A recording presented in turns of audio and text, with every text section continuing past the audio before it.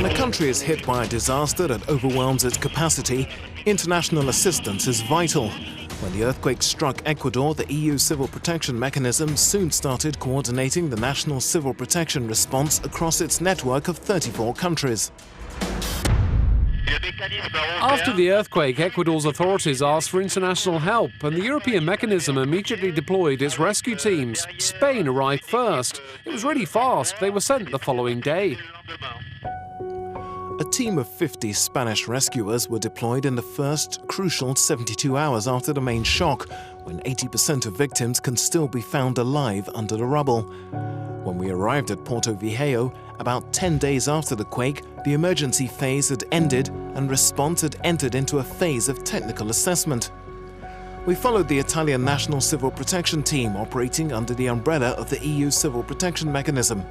They worked for about 2 weeks inside and around the so-called Zone Zero, devastated by the quake. We're here to evaluate the structural damage to buildings. We evaluate how dangerous they can be, especially in the event of an aftershock of the same magnitude as the quake. We check around 70 buildings per day.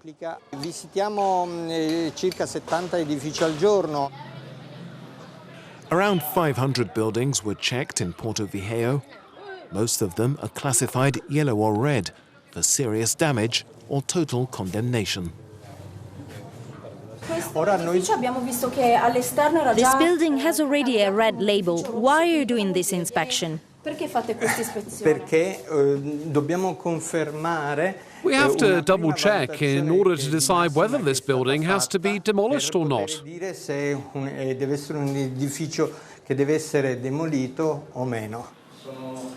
This house will have to be demolished, like many others around.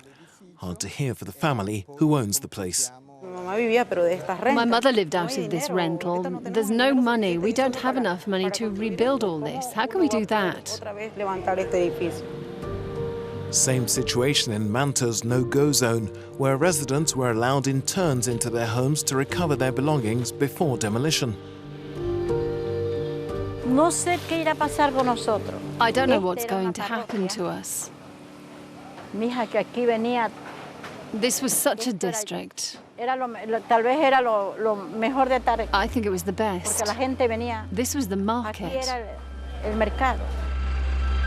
In Porto Viejo, we visited the European Coordination Team, whose task was to facilitate the activities of all the European teams sent on site to support local authorities.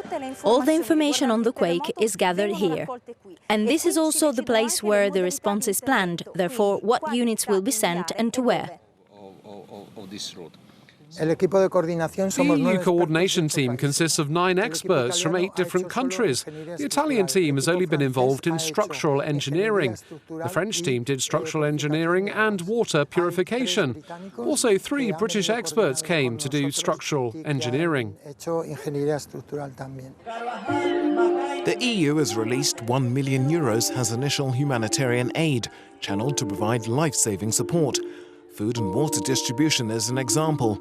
Around 347,000 food parcels were delivered in the first 2 weeks after the quake.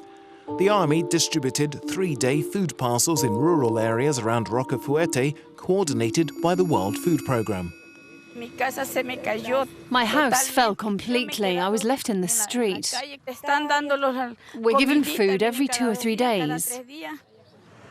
The shortage of drinkable water was among one of the biggest problems. A French team of 30 experts arrived in the town of Chone 1 week after the quake. In 3 weeks, they distributed around 715,000 litres of water to around 10,000 people.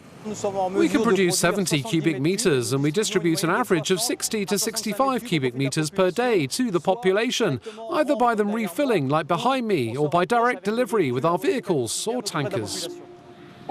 International technical assistance has allowed Ecuador to raise its procedures up to the most advanced standards, which will be useful for the following step: reconstruction.